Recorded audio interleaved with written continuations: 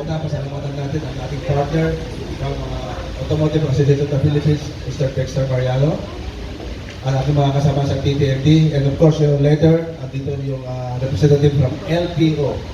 So mga kasama, during passage lang, road safety is yung concern ng lahat.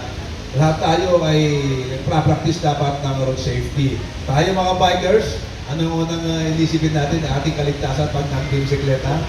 Siyempre, dapat naka-helmet tayo, yung mga safety gears natin ay ating suot-suot palagi.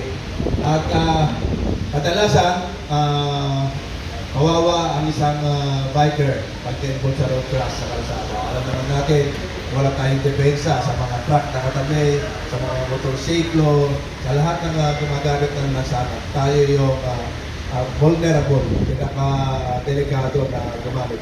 Kaya nga yung programa ng ating buting Mayor J. Belmonte ay yung segregated, yung by division yung bikers from the main thoroughfare, di ba? So dito sa circle, elevated na yung ating bikeway para mas safe ang ating mga siklista. Very challenging ang paggamit ng kalsada sa ating mga cyclists dahil nga yung mindset, yung behavior ng ating design ng ating mga kalsada.